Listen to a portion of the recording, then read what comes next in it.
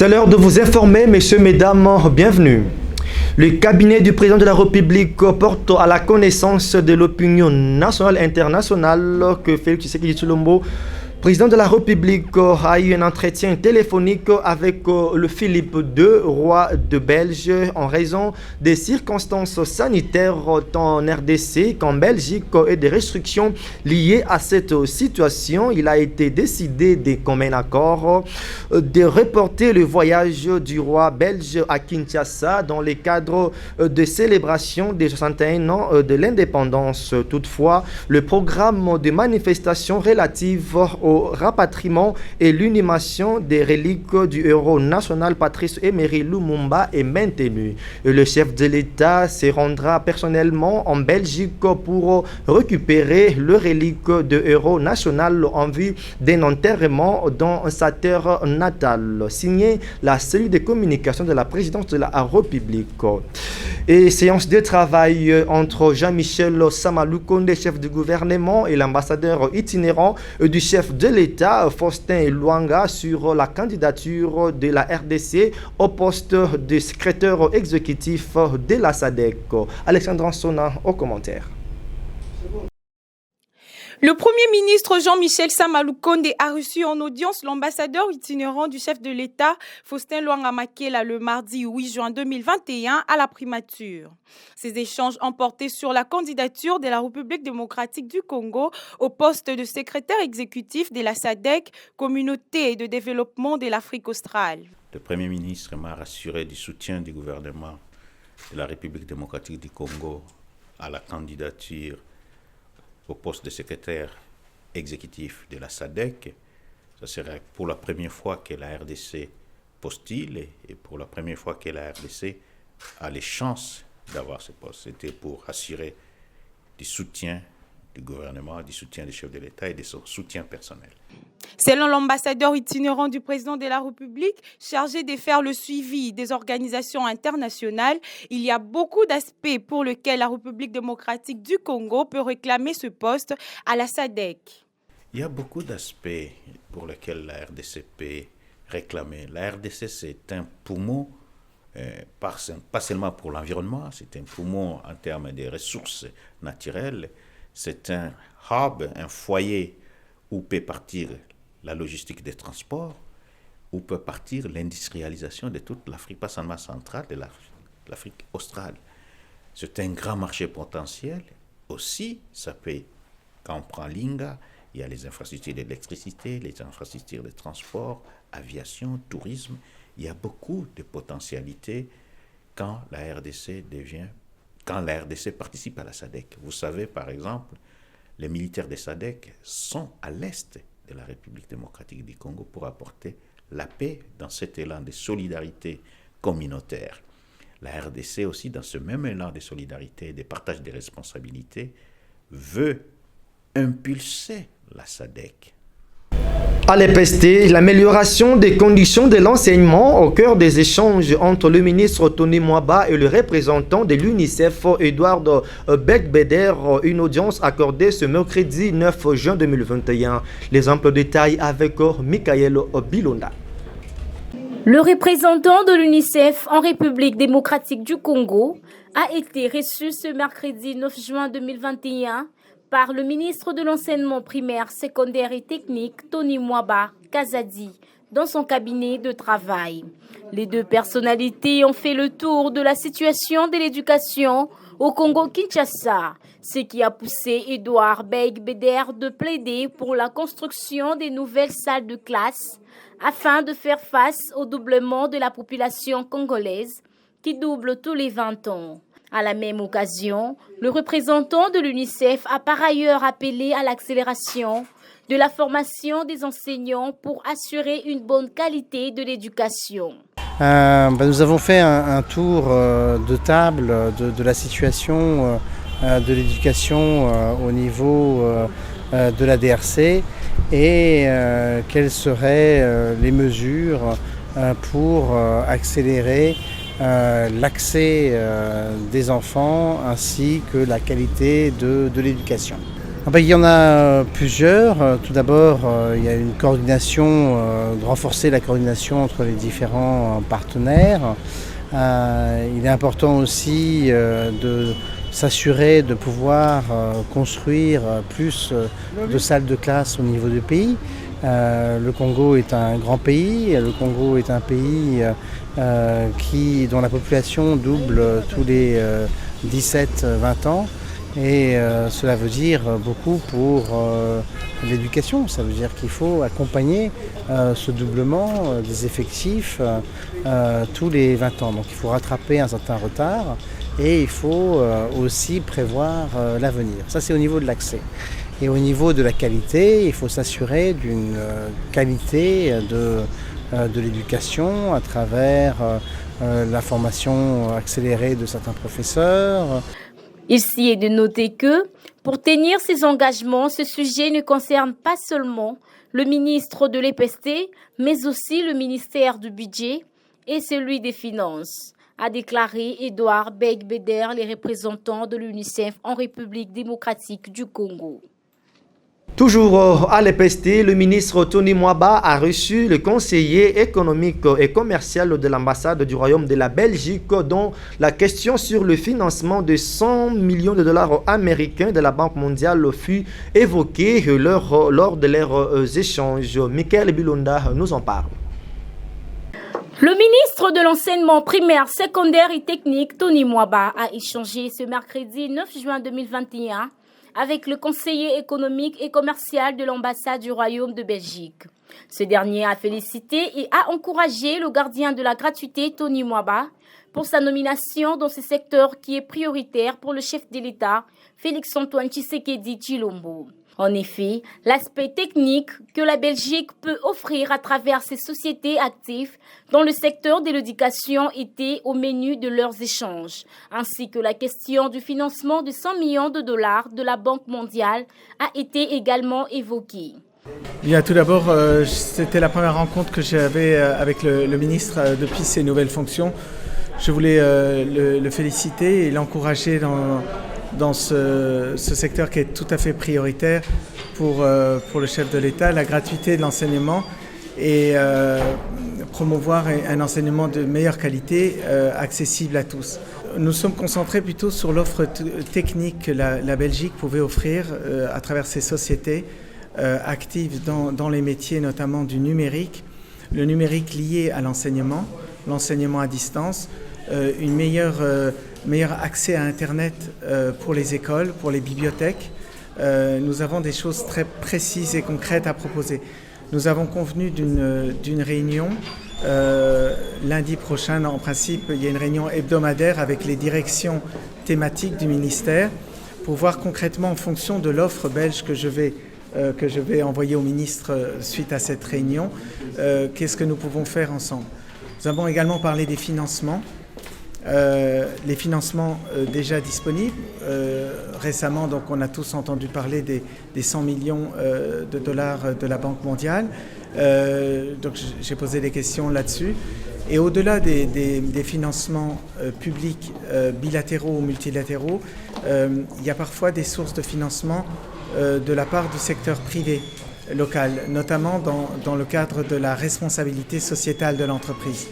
Et donc, là-dessus, aussi, on va étudier ensemble comment proposer des solutions professionnelles, crédibles et éventuellement liées à des financements du secteur privé. Retenons que une nouvelle rencontre est prévue pour ce lundi 14 juin 2021 prochain avec les directions thématiques du ministère de l'enseignement primaire, secondaire et technique afin de voir concrètement en fonction de l'offre belge. Je sais que toutes les parties vont faire ensemble. Changeons à présent le chapitre. Le ministre honoraire Steve Mbikayi n'a plus le temps à perdre. Il était le mardi 8 juin 2021 devant le bureau politique des Fronts du Patriotique 2023. Question d'avoir les nombres exacts des signatures de la pétition, nous dit Béar Kabea et Onur Ilunga. Suivez. C'est pour moi ici une occasion de féliciter les compatriotes de toutes les provinces qui ont soutenu cette initiative parce que c'est la première fois, depuis que cette constitution a été promulguée, qu'il y a une pétition initiée comme ça, signée par plus de 100 000 personnes. Steve Mbika, c'est un véritable homme d'État. Pour preuve, il est déterminé à sauver le trésor public. C'est mardi 8 juin 2021, l'initiateur du Front patriotique 2023 a tenu une réunion importante au cours de laquelle on est revenu sur la pétition initiée pour la suppression des institutions budgétivores. Sur place, les constats est satisfaisant, selon le ministre honoraire Steve Mbika. Là, c'est l'équipe des cadres du Front patriotique 2023 qui était chargée pendant 2 mois de superviser l'opération de record des signatures de la pétition pour la suppression des institutions budgétivores que vous connaissez, dont le Sénat, Conseil économique et social, le CENSA, nous avons d'un côté le CESAC avec le ministère de l'Information, il y a autant d'institutions qui sont visées. Hein. Alors aujourd'hui on a fait le comptage de signatures. Nous sommes déjà à 131 864 signatures. Nous avons des rames de papier. Chaque papier a 11 signatures et une rame a 500 signatures. Et nous avons maintenant plus de 20 rames. Alors il reste maintenant à numéroter. Toutes les fiches seront numérotées pour éviter toute confusion. À partir de demain, la commission va mettre le numéro sur chaque fiche pour les comptabiliser. Cette pétition sera déposée au bureau de l'Assemblée nationale avant la fin de cette semaine. Il est lieu de signaler que plusieurs Congolais sont derrière cette démarche. Et le député provincial Francis Tibalabala a échangé le mardi 8 juin 2021 avec les mamans qui vendent au petit marché de Pascal. Cette dernière ont fait part de leurs préoccupations à l'élu provincial. Suivez le timbre vocal de Obed Louaba.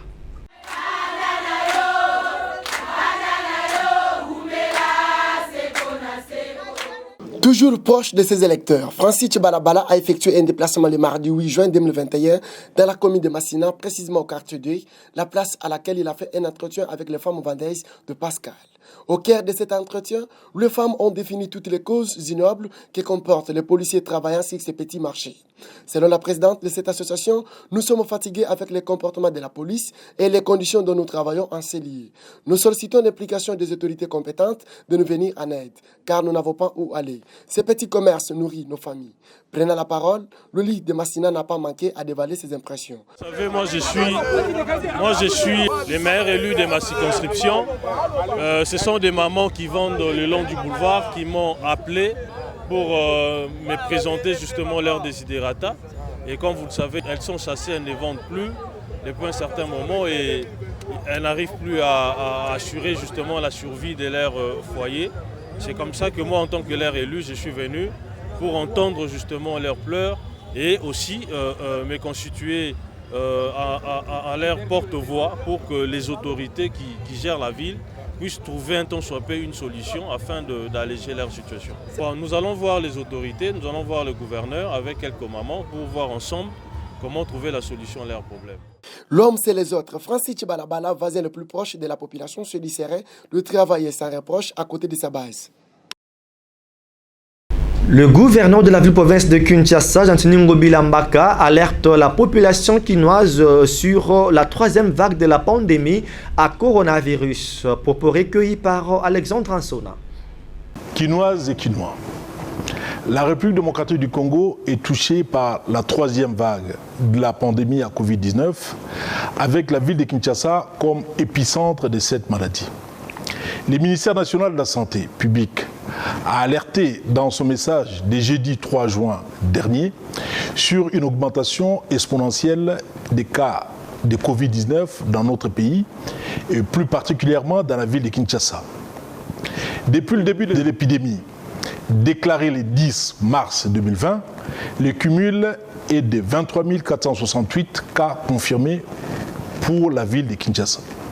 Cette 3e vague, causée par des variants indiens et sud-africains, s'avère dangereuse et touche déjà des familles à Kinshasa.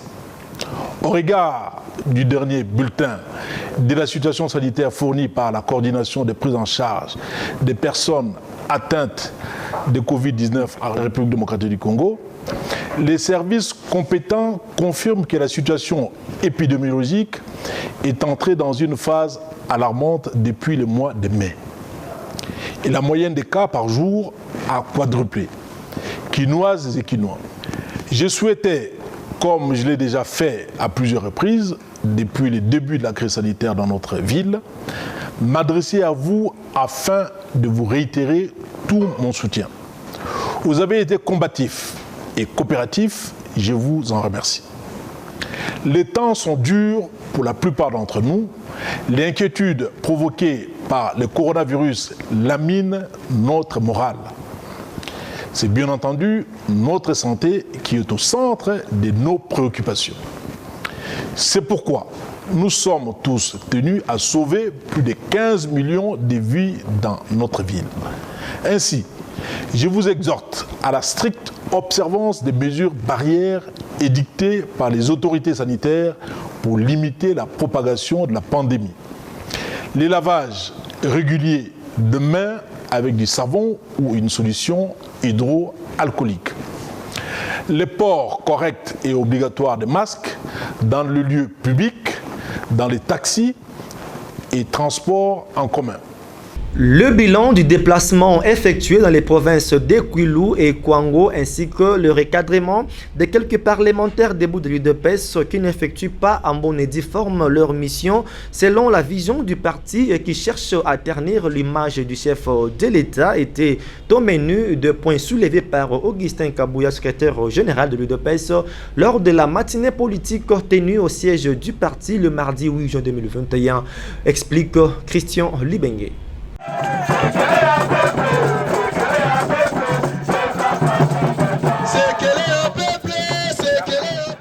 Le secrétaire général du parti présidentiel, Augustin Kabouya, a organisé le mardi 8 juin 2021 une matinée politique au cours de laquelle plusieurs questions d'actualité étaient à l'ordre du jour, notamment le bilan du déplacement effectué dans la province du Kwilu et Kwango, ainsi que le recadrement de quelques parlementaires debout de l'UDPS qui n'effectuent pas en bonne et due forme leur mission selon la vision du parti et qui cherchent à ternir l'image du chef de l'État.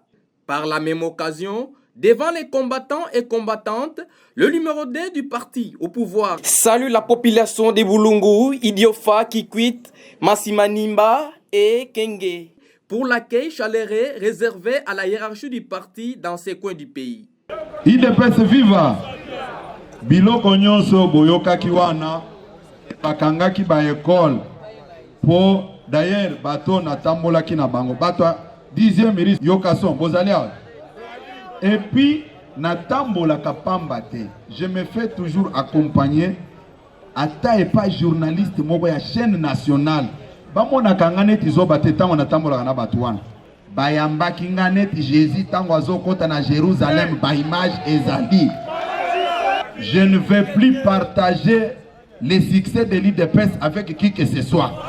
L'IDPS est un parti implanté sur toute l'étendue. Membre ya IDPS na population o baso mema mokonzi mboka na motema na bango bakoya ko répondre na appel wana yo za muluba okende kuna nga lobi Congo eza ba congolais nyonso ngai nazokende kuna tokotala sur terrain soki bakoyambanga te soki bakondima IDPS te bobetela bande kwa grand bandu nu maboko Bobete la bango maboko makasi.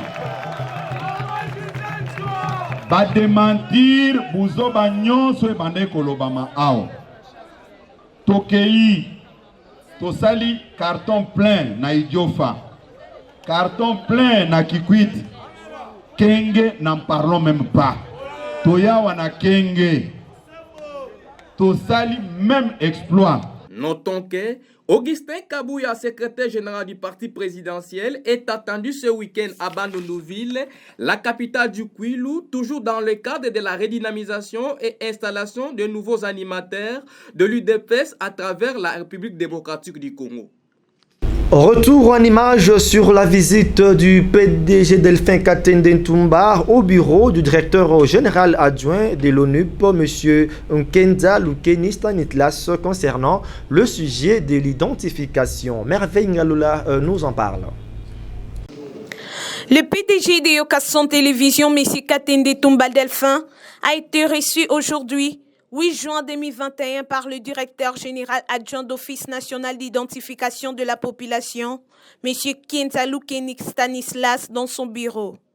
Tout a commencé par l'historique de l'Office national d'identification de la population, ONUP en sigle, où il signale que c'est un service public créé par l'État avec 3 missions principales: d'identifier systématiquement et effectivement la population, constituer et contenir le fichier de la population et livrance de la carte d'identité. APCIE, il y a deuxième mission. APCIE, mission, il y a constituer et contenir le fichier de la population. APCIE, mission, mon souci à Misato, délivrance, il y a carte d'identité nationale sécurisée.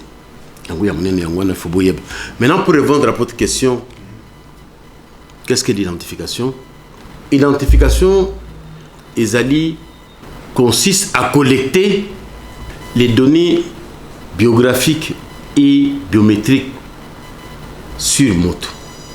Kozwa biloko biométrique, surtout biographique d'abord. Biographie, ça veut dire combo ya moto, nom, post-nom, prénom, province, territoire, secteur, comme il y a papa et maman, on a date.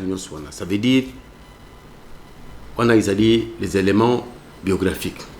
Et les éléments biométriques, ils ont empreinte digitale. Donc, ils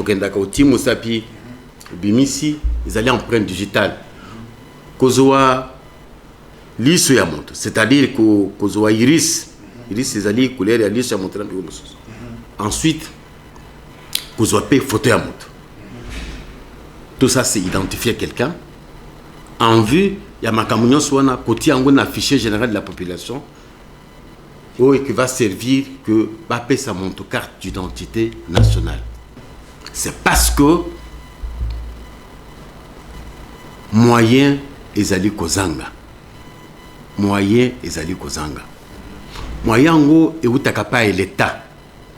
L'État, à travers le président de la République, Félix Antoine Tshisekedi, le discours d'investiture à lobby à Koussalissa, identification de la population congolaise n'a pas étranger.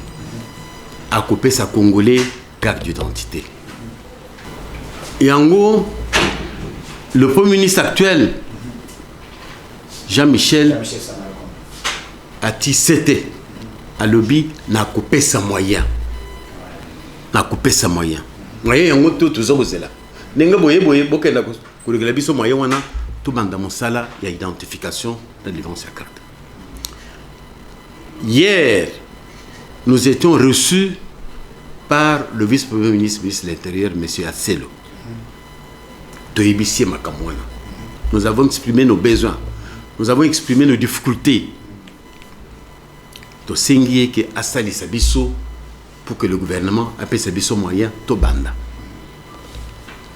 Pourquoi maintenant ils ont problème, il y a moyen.